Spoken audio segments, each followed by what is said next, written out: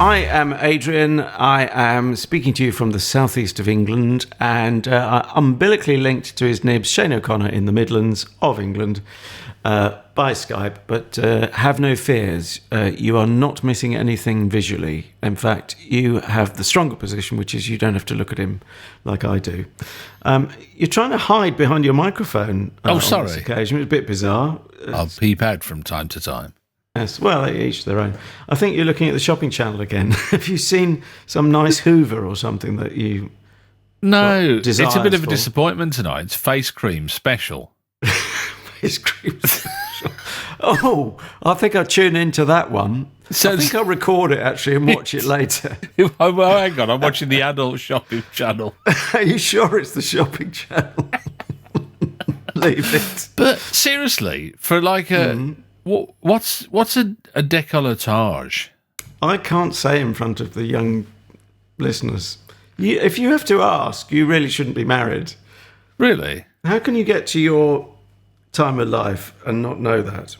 I don't know what it is. Well, I'll whisper in your ear after the show. Come on, what is it? Oh, you're just pretending. Come on, love, show us your décolletage. Look at, I don't have one, or not anything to show. I'm going to have to look it up.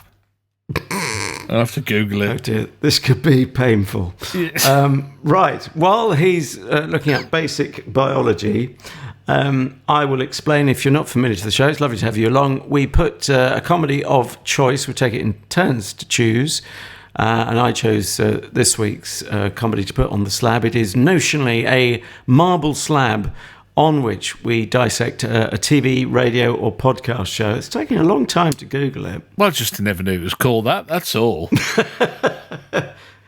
Anyway, we cleave to each other on the comedy slab, or we don't. We part company. But at the end of the show, having dissected whatever show we put on the slab of comedy, then we give it marks out of 5 and then try and tot it up to 10. And see what you think of it, what we think of it. But we're interested to know what you think of it. We'll give our anti-social media handle a bit later on. And yes, that's probably the best way to get in touch with us. You could probably guess the handle. In the meantime, now, I guess Happy Christmas is in order if you are listening around that time. But of course, you may be listening to us as an archive choice on some sunny beach somewhere at the height of summer, in which case Christmas is just a distant memory, but that might be a good thing, depending on how it was. Am I digging an ever bigger hole? No, or I'm just wondering why. Are we okay? Are we okay? I'm just wondering why. £49 for a little jar, by the way. You'd want somebody to come and rub it on, wouldn't you, really? But I'm just wondering, they're all sitting there rubbing it on their neck, but they're not rubbing it anywhere else? Well, it is the shopping channel for children of all ages. Well, look, it's only there, isn't it? They could go like that. But look, can you not do that? So put my shirt back on. Well, it's the string vest that, and the hanky on your head. I suppose you're trying to reproduce that summer look I was talking about. Oh, you're so sophisticated and classy, you. Right, now what we have is 3 audio clips for you from the show of choice. And it's sort of, if I'm brutally honest, a sort of mutual choice this time. You did give me a little bit of a steer, Shane. No word of a lie. Because I was struggling to find a comedy special, which was the aim. And you don't really want a turkey at Christmas, do you? Not when it comes to TV. And I'm also vegetarian/pescatarian, so it applies literally in a way. We'll get to clip number 1 in just a mo, but to tell you that this is usually by many people, I think that's the hedging term we often hear on the news. Many people think this is an absolute classic. They don't tell you how many people think that, and no one can possibly know. And of course, many people could think it's not a classic. See what you make of it. If you're not already familiar with the 1976 Christmas special of Porridge, starring, and I have to stop myself calling him Ronnie Barkay. Where's that come from? Oh, you're not really you weren't a watcher of that, were you? What was that? It was a running gag of Bo Selector. Ronnie Mackay. No, anyone with a name ending in ER would be A as opposed to Anyway, the parental discretion advised with Bow Selector. It's from the man who now gives you Keith Lemon, which doesn't do anything for me. They'd show a lot more than decollage, wouldn't they? There, delicate, not so delicatage. Decollage. Yeah, get back in your box and swallow a dictionary, and order that face cream. Yeah. So, anything you want to declare at this stage? I will get your reaction, although I think I've got an idea what it's going to be. Well, all I wanted to say was, how does that qualify as face cream? It's a new definition of what the face is. That's a long face, isn't it? Why the long face? It's because I've just spent 47 quid on face cream, and it's not even for my face. Bizarre. Anyway, is that your Christmas gift to me? Yes. It keeps on giving, doesn't it, really? Just make sure you rub it on thinly. That's all I'm saying. It's £49, actually. Make it last a decade. That's a lot, isn't it, really? I think you're doing it an injustice. I don't know why you're rowing back. What, face cream or the show? Why are you rowing back on calling it a classic? Because, I mean, porridge, it is, isn't it, by any... Surely. But surely that is a personal view. I mean, it is widely shared, as I was trying to hint at. Well, it is a personal view, but collectively, when all those personal views come together, that's what makes a classic. It's a classic, isn't it? Come on. I'm just preparing some people. You could have... You stop rowing. You need a proper gym at home. He's just miming rowing. But I'm not really rowing back. I'm just saying there's no such thing as a comedy that you could say that absolutely everyone would love. I mean, I don't think that's been made yet. And I'm thinking of our younger listeners. People are welcome from all ages, backgrounds, whatever. It helps if you speak English. Now, do we not think it's conceivable, you might not wish it to be so, that there could be some young listeners who haven't got the history? You often confess, come on, back me up on this. You often confess that there's a nostalgic element to an old show, and you don't quite know sometimes whether you're liking the show because it's that warm feeling of nostalgia, or because you've spilt tea on your trousers. I'm pretty confident that this is a bit of class, though. I mean, if you think of some of the lines that Porridge has brought us, and even now, I can't hear the phrase, have you ever been, or are you now, or have you ever been a practicing homosexual, without thinking to myself, what with these feet? Because I really don't know what to make of that, but I did laugh because he's going on about his feet. All he's fixated on is he's having a medical, isn't he? That's the pilot, that isn't it? I think Prisoner and Escort episode, and he's having all he wants to do is he wants to get decent shoes, so he's trying to make out he's got a problem with his feet. And he's going, have you got any problems? He said, I've got my feet, my problems with my feet. And then he asks him something else, and then he gets the final question. But it's the throwaway at the end, because he says, the doctor says to him, have you ever been, are you now, or have you ever been a practicing homosexual? And he goes, what, with these feet? And the whole audience erupts. And I don't know whether Barker just throws this in, but he goes, who'd have me? And I just thought, to me, that's a touch of class where you kind of got the confidence to get the gag. Yeah, and then just add that little, like, who'd have me? I think it's just wonderful. Well, I was going to, since you're allowed a quote before we actually get into the clip, and it is included in, I think, clip number 2, but I could be wrong. This show contains the phrase, you disemboweled my panda. And I think it's just interesting to leave it there. How the heck are we going to get to that point? But that is just a gorgeous thought in itself. Can I ask you, did you ever feel homely at the introduction? Did you kind of think, I feel, because I looked it up, and it was the main gate of St Albans Prison, which is not right. Are you implying I lived there for a while? Well, I mean, I was raised in Watford, which is the cheap seats compared to St Albans. We looked up to them and got a pain in the back of our necks, right? But because they're north of Watford. I have to say, I find it bizarre and darkly amusing that, the recent, a few weeks ago, the NATO meeting of 27 countries of the North Atlantic Treaty Organisation was in Watford with Donald Trump there. It does my head in to think that's my old hometown. It is a bit weird, isn't it, really? But, yeah, just imagine... Well, I suppose he's been to Birmingham, hasn't he?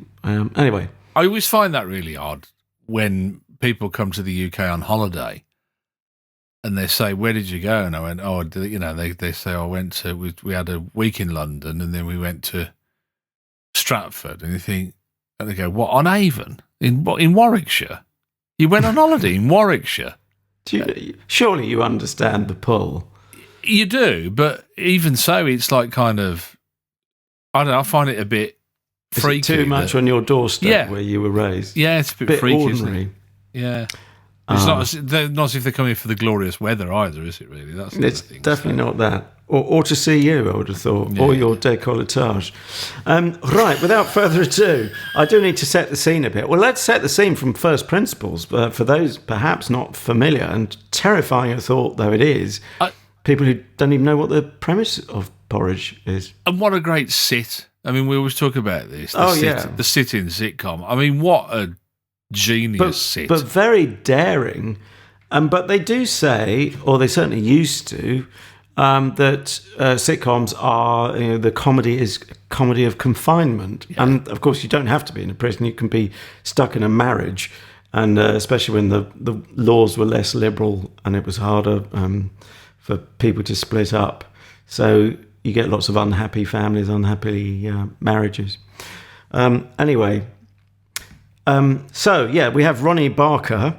I managed to say it that time without Bo-selecting it. And he's in the starring role. And he is our prisoner who's been sentenced to 5 years, as we hear in the opening.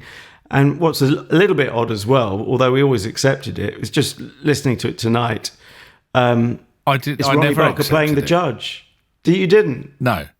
I remember sitting there as a kid watching it and think, because in 76, I was 10 years old, and I remember sitting there watching it and always thinking to myself at the start, why is Ronnie Barker sentencing himself? You were a bit literal as a kid, I suggest, but how, how does that happen? How saves a fee. How cheap is that? Yeah, I mean, you could have had, in theory, you could have had someone in a bit part who we wouldn't have really recognised if they had a really minor role. Yeah. Maybe, you could have just had a voice actor, couldn't you, really, and just paid him a equity rate, and that was it. Yeah, it would have been 3 shillings and sixpence. I wonder if Ronnie Barker had something to do with that, whether that was something he wanted to do. Yeah. I've never heard, for people not familiar, and we really will get on the audio clip in a sec, I worked in TV Centre. I never heard anyone say, it was before my time, but I did work with older people, perhaps coming up to retirement or been there longer than me, and no one had a bad word to say about Ronnie Barker. Otherwise, I might be forming some theory about a bit of an ego, and I can't imagine it was greed. He didn't come across as a greedy figure. I'm a bit baffled, but it only occurred to me tonight. I kind of accepted it first time round all those years ago. Anyway, so he's a prisoner, blah, blah, blah. We don't need to know too much more except to set up this clip. Now, this clip actually on reflection is not particularly moving the story along, but it's a 40-minute edition, so you've got the luxury of a bit more space and they can have a bit more perambulation, but they don't waste words, so they're certainly getting the laughs because it's Dick Clement and Ian Lafreniere writing, fantastic comedy writers. Anyway, so we've got the gentler screw, forgive me, prison officer, Barrowclough, and he's heard rumours that there might be some dodgy contraband alcohol around, and he's searching the cell of Ronnie Barker, and it's also it's Godber, isn't it? Lennie Godber, yeah. Who is played by the wonderful Richard Beckinsale. So here's the search going on. I'm a strict teetotaler, Mr Barrowclough. Oh, Fletcher, really? Yes, I am. I don't touch tea and never have. Now, if you ask me, the pathetic state of the country today is due more to tea than alcohol. How? Well, we invented the tea break, didn't we? That's when the rot set in, Now, No, you're in no position to point the finger, Fletch. You've never done an honest day's work in your life. Oh, that's nice, isn't it? He's adding slander now to breaking and entering. They've been turning us over all week. Man. Last night they come into the hobby shop where we were making soft toys for orphan children, and I distinctly saw with my own eyes Mr Barrowclough disemboweling my panda. Oh. Don't you think I felt bad about that? Just as I felt bad about sampling your food parcels. Yeah. You felt pretty good about it afterwards, I heard. You know, they found him standing in a sand bucket singing a desert song. Yes, well, I suggest you men tidy this cell up. Oh, that's nice, isn't it? Exit the red shadow. Yeah. It's all right for you, isn't it? You didn't find nothing, but there's no apologies, no retractions, is there? As you say, it's a complete infringement of civil liberties, this is. It's an absolutely unjustifiable act of mistrust and suspicion. Yeah. Didn't find nothing, though, did they? No, that's because we hit it too well, wasn't it? Get your mug, go on. I mean, it's just wonderful, isn't it? The throwaway lines, you know, like, oh, that's it, great, exit the red shadow. Now, I had to look that up. That's is it a Marvel comic character or one of those? Yeah, it's like it's like sort of kids, kind of. Is it an heroic character? Is it a Mickey take? I thought the Red Shadow was stealth. Was like a kind of, you know, like Batman was kind of very dark. I thought the Red Shadow was that kind of thing, but before that as well, before you go to that scene, Godber and Fletcher are walking along the landing, and they see that Barrowclough is in there turning over their cell, and he says, "Oh hello," he said, "Looks like we've got burglars." Yeah, that was brilliant. The lines are just beautifully crafted, so well worked, and Brian Wilde as Barrowclough. It's so clever, isn't it? Because you got the Fulton Mackay, Mr Mackay character, bad cop, yeah, who's a really hard-nosed, tough guy. Although when they get tougher, he gets replaced in one episode, I think, and they don't particularly like it because they realise he's not as tough as they thought he was. But then you got the sort of the antithesis of that with Barrowclough, and he's kind of henpecked by the prisoners. He's henpecked at home, and I don't know. It just works so beautifully. They all become a foil for Fletcher, don't they? Then you know. And I mean, he carries it lightly, but there's a heck of a lot of lines for Barker to learn. Yeah, and we see a bit later on. I think we see his real acting chops, not merely, and that's not to denigrate comedians or comedy actors, but you can really see the depth of the performance, and also the way it can turn on a dime, the mood. And again, that comes back to good writing, but it's also good performing, and you have to have everything working together to get that effect. Quite amazing. So if you were to have a headline, I did rather have a hunch that you were a huge fan of this. You didn't make any secret of it, but have you given it any thought, or are you going to do one off the cuff? I'll do one off the cuff. I won't. Hurry up and cuff off. That's rubbish. I can't think of rubbish ones now. Porridge, my favourite cereal.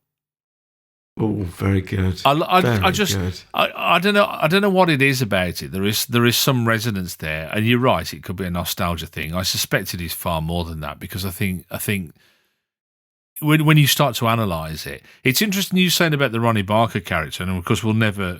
I don't know if this has ever been asked in an interview, and we'll never get the chance to talk to him because he's sadly no longer with us. But I always thought, and even as when I was younger, I always thought the secret to his character was the chewing gum.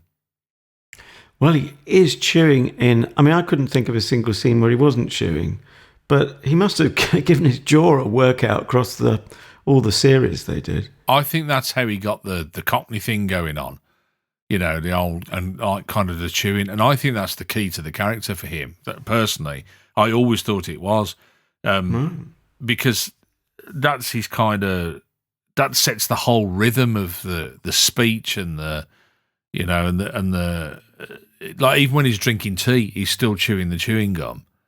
And I don't know. I just mad, isn't it? You know, they always say that you've got to have one thing with a character that triggers it for you.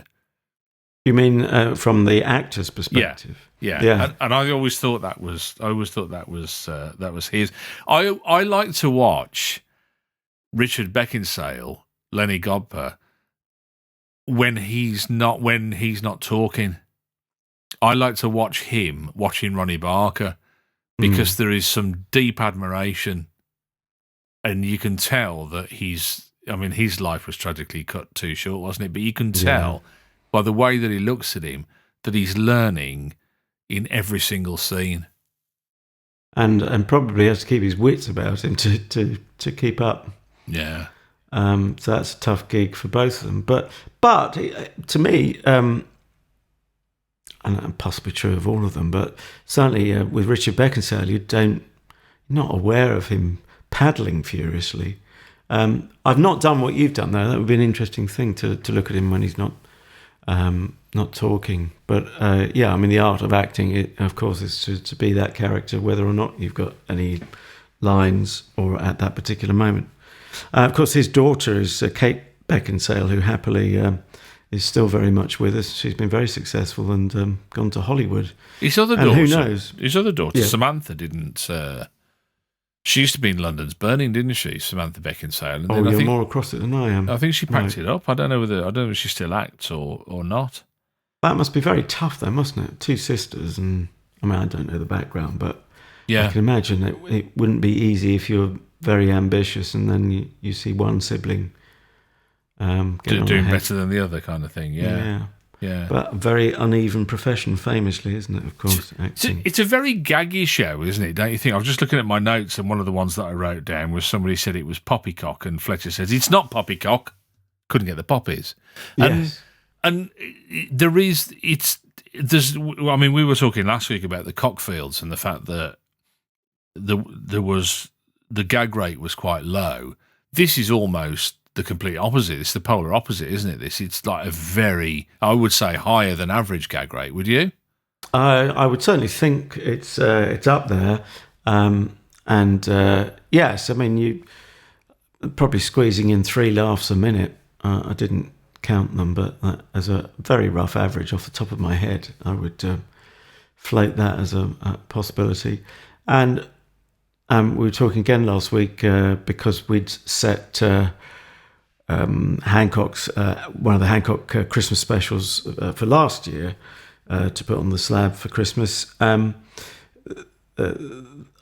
think the writing of that would have been a huge template, and Galton and Simpson, the comedy pairing, what wrote it, must have been a big influence for Clement and Lafreniere. Yeah. Who, by the by, this is probably not the place to put it in terms of logical order, but I'm not a very logical person. Before I forget, they, of course, went and had a very successful career in America. And actually, there is some relevance there, because I do distinctly remember seeing them on a documentary where they talked about, if you're writing a show for the BBC, you've got an extra 2 or 3 minutes of what they called just integrity, by which they were talking about you didn't have the ad break to worry about. Well, they had another 10 minutes on top of that in this episode. It does go on for about 40 minutes. I was aware it was longer, but I don't mean it was dragging. But then, in going to America, obviously, that kind of gives away the fact that they didn't put integrity necessarily at the top of their priorities, because, you can a half-hour show in America can be not much over 20 minutes, really, can it? Once you've had the ads nibbled out. Well, they had to change the way that they work their hour now on American television. I don't know if you've ever been to the States, but when you watch TV in America, they had a dreadful problem where they did a traditional, you go up to the hour with the one program, then you have an ad break, and then the next program would start. And everybody would just turn over or switch off, probably turn over more likely. And so what they started doing was they would do the end of the program up to the hour, then the start of the program for about a minute and a half, then the ad break, so that you've got that minute and a half to hook the audience in, so that the audience doesn't wander off and go and watch something else. So, yeah, attention span wise as well. I mean, it's a different set of rules, isn't it? I would have thought. It is, but surely different again with the likes of Netflix and subscription services where you're not watching ads, or you might have trailers, depending on. I mean, you can change that in settings, can't you? I don't know, actually. I don't know whether you can. What you mean? Take them out? Take the ads out? Yeah, or the trailers. I don't think you have, or you can skip them. I think it gives you that option. Right. And plus, the other thing as well, don't forget, is that they then started to pioneer. Writing en masse. They had like 10 writers on a show. Oh, yeah. Which we've never quite managed in this country. I don't know if it's a budgetary thing, apart from being a cultural thing. I think you end up with a different comedy, don't you? If you have a selection of writers like that. Yeah, but I'd be hard pressed to say how it would be different, because you haven't got like to compare with like, have you really? No. Or like and unlike, as it might be. It was interesting. Sorry, go on. No, after you. I was just going to say, it must be pretty brutal. You imagine how cutthroat American TV is anyway. I bet it's all no holds barred in the writer's room. Yeah. Because the imperative is to get the laugh and to ultimately get the soap flying off the shelves. Yeah. Where we originally got the term soap opera, or whatever they're advertising. I thought it was interesting when they took The Office, Ricky Gervais' The Office, to America, and completely different cast. They didn't want to know about the cast because I think they originally thought they were all going to go over there and do it in America, and they went, no, we want our own people, we want Americans in there. And it was interesting because they did a series, I think, of 6, which closely followed the scripts of the first series of The Office in the UK. Right. And then I don't think he did very well. And then after that, they just kind of completely changed it. I think they said to Ricky Gervais, look, we're going to change it. We'll still give you the money we're going to give you, but we don't need to be involved in that sense. And it went its own completely different course and ended up doing 10 series or something like that, and was hugely successful for Steve Carell, who starred in it. So yeah, it's quite interesting, isn't it, that they take that, they tried it for a series and went, nah. This doesn't work for us. Yeah, and I was just reading that, of course, when this Porridge and other shows were being made, very often sitcoms in the UK would have a feature film made off the back of them. Yeah. And there was, sure enough, a Porridge feature film. But in the States, because porridge is slang and they didn't know what it was called Doing Time. Wow. So that's an interesting little tweak. Doing time. Shall we have another clip? Yeah. Yes, talking of time, it is ticking on. How can I set this one up? Well, we do have to give a bit of a spoiler, don't we? Otherwise we can't really dissect this show properly. Am I authorised to talk about the major plot point? Spoil away. Yeah. I mean, it's from 1976. I mean, do you know what I mean? If somebody's going to go, look, I've had that on DVD and I've been saving it and you've ruined it. Of course, there were no DVDs 43 years ago, but yes, it may well be on DVD now. Maybe you have the original film or something. So, Barrowclough, who we've heard previously, the gentler of the two prison officers, is held in the governor's office at gunpoint. It's not Ronnie Barker's doing, but he happens to be there, of course. Hero. Or anti-hero, depending on how you see him. And we've got to see what's going to ensue, really. I mean, I won't go into any great depths, even though you know that now, if you haven't already seen the show. You're going to have fun seeing how we get there, because it's beautifully and somewhat darkly, the plot is revealed bit by bit. And anyway, so how's Barrowclough going to cope with this? A gentle guy, though he seems to be. And what does it mean for the rest of the people holed up in the governor's office? Oh, Mrs. Jameson, I want to get in touch with the nearest RAF station. Station? I don't know where that is. No, well, the Fleet Air Arm or Air Sea Rescue. I mean, anyone. You see, anyone who can get me a helicopter. You're being a bit lavish with your Christmas presents this year, aren't you? What? You'll need a lot of crinkly paper to wrap that up, won't you? Quiet, Fletcher! Is there a problem, Mr Barrowclough? Yes, Mr Mackay, something has come up. Come up? Yes, I'm being held at gunpoint by Urwin here. You what? It's true! Don't panic, missus. Just get on the blower. Are you off your rocker, Reg, or what? Shut up, All right, Fletch. anything you say, anything you say. All right, Urwin. Give me that gun. You make a move and Barrowclough gets it.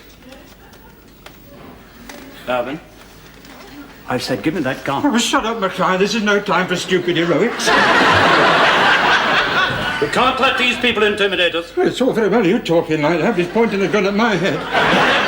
I just love Dudley Sutton, who plays the convict who's holding him up, Reg Urwin, who a lot of people will know played. Was it Tinker in Lovejoy? Was it? Gosh, no, not my area of expertise, I'm afraid. Which, curiously enough, was also written by Clement and Lefevre. Ah. So I wonder if that's where they got the idea to cast him in Lovejoy, because that would have been after Porridge, wouldn't it, really? Yeah, the I've got governor... a question for you. Sorry, well, after you. Oh, I was just going to say, the governor, of course, has been running in and out. He's got the trots, hasn't he? He's got an upset stomach. Because the previous trustee, who is a prisoner with a red armband to indicate he's supposedly trustworthy, has, first time round earlier in the episode, he's put something in the tea or coffee, and then a new supposedly trusted prisoner comes in with a slice of cake, which is not all it seems.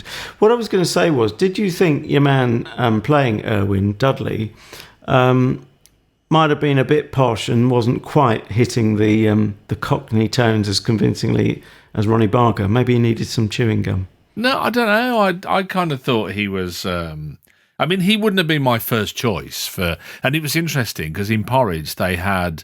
so they went through 3 series. They had a number of different... how should we say?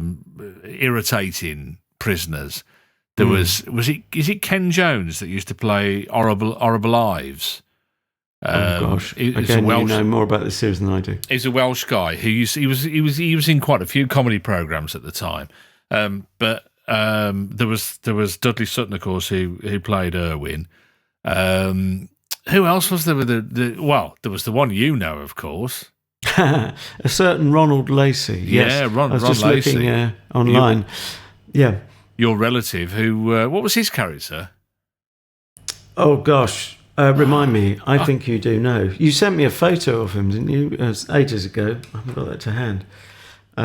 Beautiful shock of red hair he had then. And got a quiff as well, didn't he? Yeah, rock and roll look. It was fantastic. I can't think of his character in Porridge now. It escapes me. But they had a number of different ones who were, who were the irritant kind of thing, and were the ones that form major plot points. So it was quite nice that they kind of mixed it up a little bit. But no, I didn't notice he was that posh. I thought he was okay. Was that something that bothered you then? It didn't kind of bother me, but I could just hear hints of it. There was something in the accent. It didn't quite convince, but he's such a great character otherwise, and beautifully set up, because you think he's really shy, and he's sort of, there are just those little ticks. He's blinking a bit more than the average, and you think, oh right, well this prisoner will be trustworthy somehow. You couldn't imagine him doing anything bad, and he pulls a gun out. So a lovely moment of surprise there, which of course we've wrecked for you, but you may have seen this show already, and you'll still want to see it, me having described it in audio only. And again, those lovely gags, isn't it? I want a helicopter. He says, you're a bit lavish with your Christmas gift this year, aren't you? You'll need a lot of crinkly paper to write that. Do you know that? To me, there was a lot of that. They'd do the gag and then do the extra gag. You know what I was saying to you before about the feet? Yeah. Not with the these extra feet. line. Who'd have me? There was always a... I don't know if that's a sort of a Lefevre and Clement thing.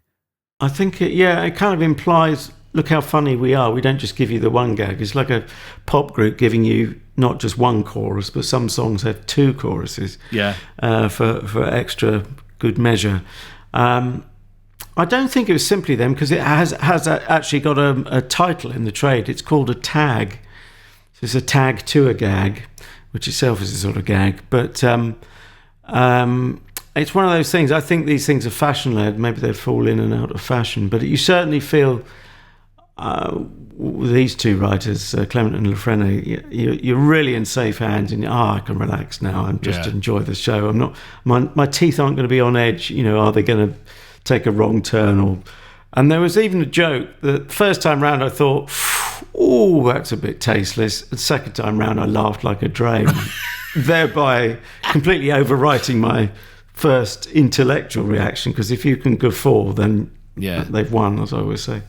Yeah. I do wonder how it works. I love your thoughts on this. How do you think it works as a Christmas episode? I mean, I don't suppose there are any rules, are there, though, really? It hasn't got to be about... I mean, you do see scenes where they're, like, putting Christmas decorations up and stuff like that. And in fact, the first few scenes, they're actually making some illicit hooch, aren't they, as you mentioned? And you kind of think... Yeah.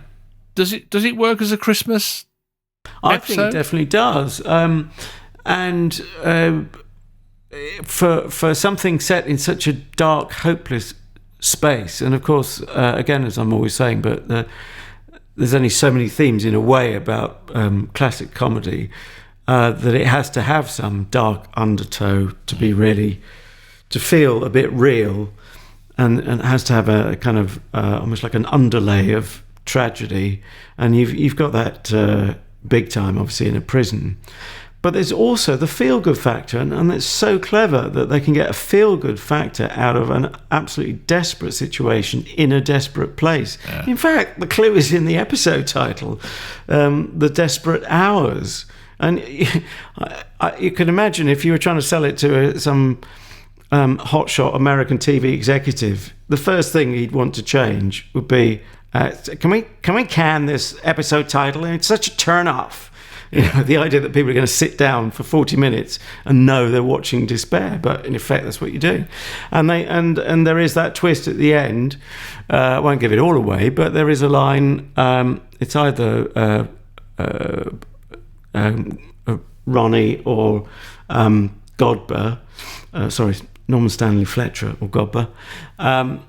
Saying, it's the season of goodwill. So that in this dark, desperate situation, they managed to turn it round and have, in effect, a sort of happy ending. Yeah, it's interesting because I think they're always, and I don't know if I don't know if this was in the brief, and they were asked by the BBC to do this, or I don't know whether it came from anywhere at all, or if it was just in their own heads. But they do constantly, Fletcher and Godber are constantly having a conversation about how tough prison is, and it's not just at Christmas. That in other episodes they'll say, how rubbish it is in here. They don't. It's never glamorizing their situation, is it? It's always the comedy always comes out of the human interaction, and never really very much about the situation that they're in. But yeah, they're constantly saying about how tough it is, and because he's taking Lennie under his wing as well, isn't he? So he's kind of trying to show him the ropes. It's his first prison stretch, so he's trying to tell him this is how it's going to be. Right. And so that forms part of the plot in a way. But I always thought that they're never kind of ever, they were never glamorous criminals in that sense. Yeah. It wouldn't make you switch off the TV at the end and think, oh, I wouldn't mind doing a stretch. I must go burgling. Yes. Anyway, we must get to... Are we on the last clip already? Yeah. Clip number 3. Gosh, how time flies when you're having fun. Yes, what to say? The beginnings of a resolution about the hostage situation. And, I don't think I need to add an awful lot, but... there's some very clever psychology, I think, the Fletcher character, Ronnie Barker, of course, is using. His powers of persuasion in this, I think there is something real there. It's not simply just words on a page. And that, again, gives you this sense of a three-dimensional character who's okay, he might not be the best educated person in the world, but he's bright, and he's got nous, hasn't he? He's got a survival instinct of street, isn't he? Yeah. So this is clip number 3. Parole? They'll never give it to me, not a snowballs. They never have and they never will. I've just got to get out of here. Yeah, but why this way, Reg? Well, because if I don't, I'll top myself. Suicide? You wouldn't do that, would you? Well, I tried it once before. Did you? How'd you get on? I failed, didn't I? Oh, did you? That's typical. I was in a supermarket trying to steal a tin of pork luncheon meat, when suddenly it come to me, is this what my life has come to? Trying to steal tins of pork luncheon meat? So you tried to commit suicide in a supermarket? How? Well, I just put my head down and charged the glass doors. Well, what went wrong? It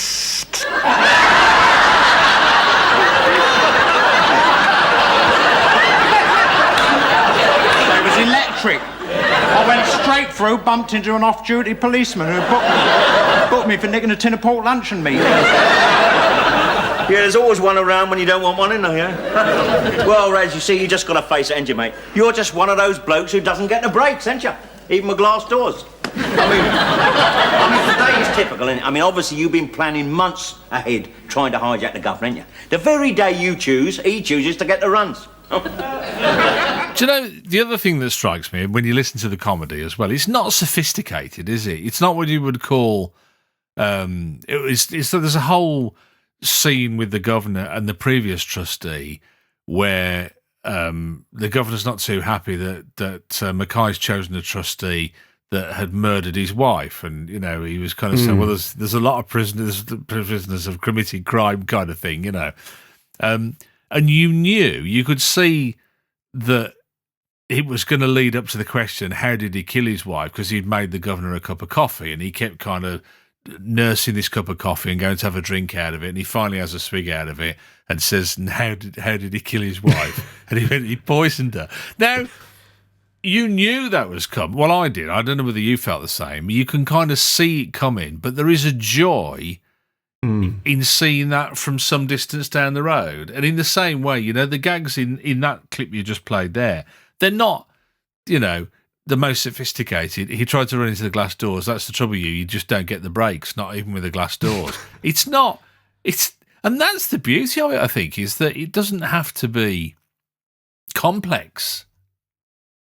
Yeah, well, it's whatever gets the laugh in the end, isn't it? But I feel it does have, for all the fact it's not that, yeah, it might not be the most profound intellectual thing, although that hadn't worried me. Maybe I'm not that bright, but it just rocked along, and I laughed with it. So that's what works. Yeah, I think isn't it because it's the dialogue is real, the acting is real, and the scenario is real, and so you as you rightly say, the pace is such that you put all those three things together in the pace. You don't have time to notice it. No. But the other thing is, you really feel, I suppose this comes back to the quality of the acting, but in the specific situation of the hostage situation, you absolutely believe there is jeopardy there. You don't think, oh, this is just a sitcom, or I can break the fourth wall in my mind and come out of it. If you give it any time and any commitment, which it deserves, you are absolutely going to believe, even though in your heart of hearts, you know, it's got to be a happy end of some sort, or, you know, when did ever the main character of a sitcom, particularly at that time, die? They're not going to die in a Christmas special. So you kind of intellectually, you know that, but then you think, blimey, this really could go wrong, and you feel the tension. Yeah. Oh, I did. Yeah, no, absolutely. Produced and directed by Sidney Lotterby. Ah, yes, I've worked with him. Have you? I was going to say, I was asking if you. I was going to ask you if you'd ever done anything with him. What did you do with him? That's a good question. I knew you were going to ask, but I didn't think to look it up. I even wonder if I've probably worked on more than one series. Again, in my sound engineering days, for those not familiar, forgive me for those over familiar with that. The time I keep drawing back on. I have a feeling it may even have been one of them. May have been the late Marty Kane. Did a show with her in. Remember her? Yeah. She died all too young. She did. But what came back to me with a smile when I saw Sidney Lotterby's name, and I think he was of that generation and that period of comedy where you had the same person was both director and producer, if I remember correctly. Marty Kane, incidentally, was when she died, she was reincarnated as Jane MacDonald. So all is not lost. Sidney Lotterby, who I'm pleased to say got an OBE, as did Dick Clement, actually, started as a cameraman at the BBC. There's a thing. And then went on to become a technical manager. You kind of think... That's very unusual to go from that to director, yeah. I was going to say... you do get into the gallery because you're part of the gallery team. Can you imagine that happening today, though? Somebody... I fear that would be very difficult. But what I remembered with a smile, just hearing his name or reading his name as I was looking at the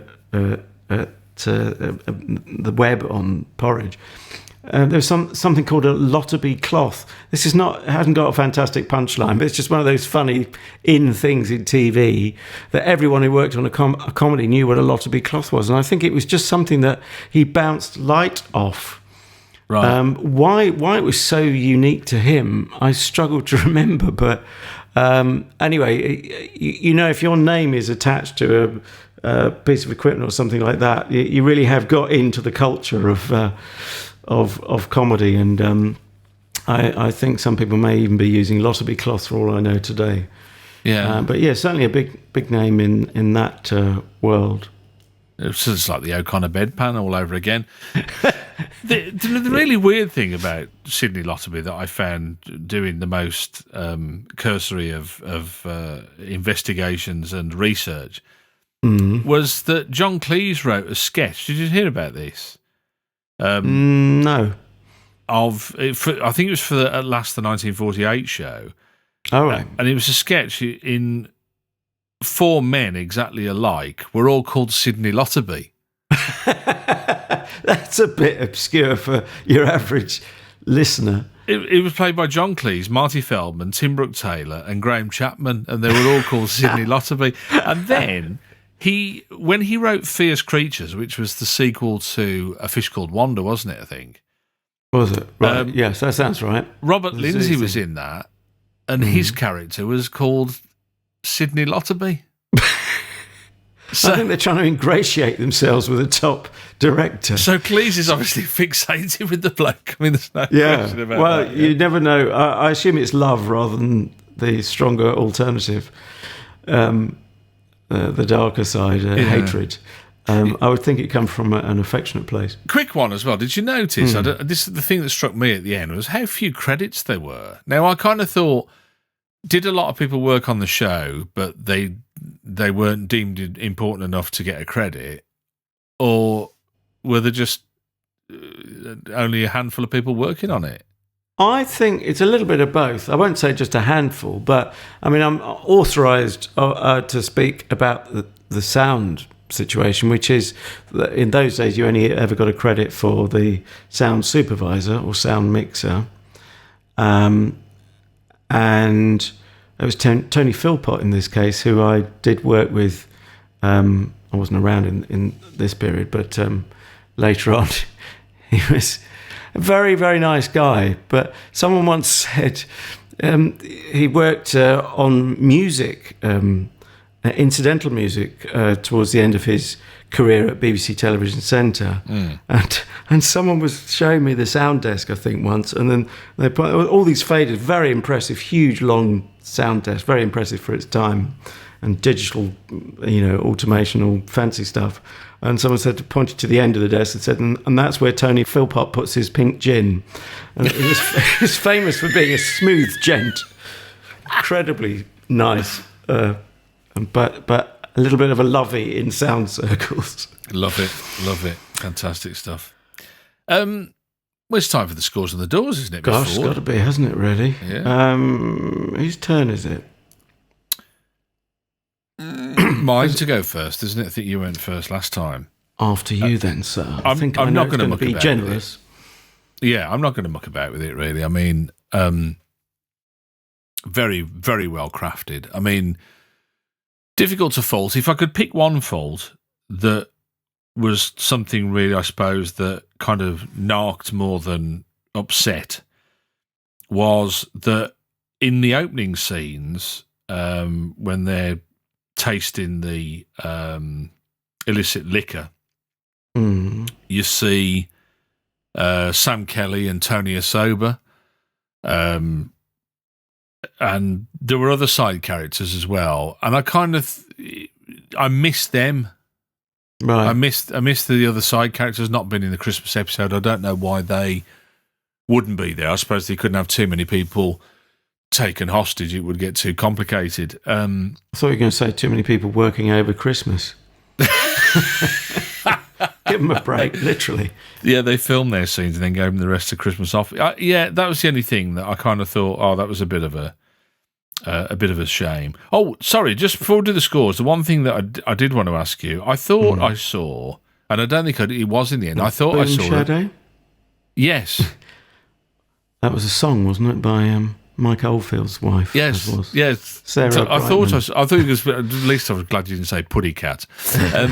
Well, I'm impressed that you're noticing such things, although, of course, you should be looking at the action. Now, before you blame the sound person... Yeah, I don't think it was. I thought I saw the mic in shot, and I don't think it was. No, you saw a shadow, I think. I wasn't aware of a mic in shot. But I got to ask you, if you did that, because you were saying in a couple of slabs ago, you were saying about how if a sound man was the person who caused a noise which forced the filming to stop, you'd be in the doghouse. I just thought, I wonder what the punishment was for dropping your mic in the shot. Well, you're racing to a conclusion here that it's the mic person their fault. It could be the shot size, couldn't it? Or that if the actor doesn't hit their mark that you've been rehearsing it, that changes everything. They come further down stage, are you closer to where the audience is. Everything changes then. So the camera has to adjust, and then the sound person needs to adjust, but it's not quite where it was in rehearsal. So I'm not going to throw stones. What happens is, what you're aware of, immediately you get a blip in your ear, and that is the sound supervisor hitting the foot switch, which hits their talkback to sound people only, the separate talkback in-house, as it were. Is that why you see the mic shoot out again? Yeah, because you develop this nervous tick. Beep! Oh, right, straight up. Right. And they don't even talk because they're too busy. That's why it's a foot switch. They've got their hands full mixing on the faders. But I don't know how fascinating other people find this, but thank you for asking. No, I do. I find it utterly fascinating. I suppose my real question should be then, if a mic is seen in shot, is there an inquest or do they automatically blame the sound guy? The director, no. I mean, the director might get a bit frazzled if it keeps happening, and what they're really worried about is an overrun, which costs money. Right. And in those days, it was if you went past 10 o'clock at night, but most shows didn't really come too close to that, so you weren't in the danger zone. But of course, they've got more material in this Christmas special, 40 minutes. And most of that, I mean, virtually everything other than the titles is studio based. So it's not like you can sit back for 5 minutes while there's a pre-recorded VT or a videotape. In those days, exteriors were film, which is why it looks different. Right, yeah. It always looked weird. And we will get to your scores, but I didn't quite finish my point about the credits. Very quickly, I gave half an answer to the credit. So, you get one sound credit, but you would have... typically 4 or 5 people on the studio floor. That's in sound alone. So in those days, there was no credit for what I was doing, being up on a boom. And there's not one guaranteed in every show. There are different rules and different channels are different. But TV has become much more filmic in its the way it's made, more single camera stuff, less stuff in the studio, multi-camera. And also the way it's got more and more people and more names I mean, we didn't used to have assistant directors or ADs. That's a filmic term, or was. Now that's become a TV term for what was called floor assistant or assistant floor manager. I've nearly finished the thought because might be losing the people who don't enjoy these nerdy bits as much as we do. But the other thing that's grown, there were never accountants in those days. I mean, there were accountants on different floors worrying about different things, but they were not the crawling over every figure on TV shows. I mean, it does seem like the comedy might seem much more innocent. The culture was much more innocent, I think, in those days. Yeah. Nowadays, you typically, even on a not particularly high budget sitcom or whatever kind of comedy drama, smile com as I sometimes call it, you're still going to get a credit for production accountants. So the world has changed quite a bit. And no pink jeans anywhere to be seen, I wouldn't have thought. No Tony Philpott to be drinking them. I mean, I hope he's very much still with us, but he's not at TV Centre. That's all changed. Very quickly then, my score, I will give it a 4 out of 5. I think it's a class act and definitely up there amongst the royalty of sitcom, in my opinion.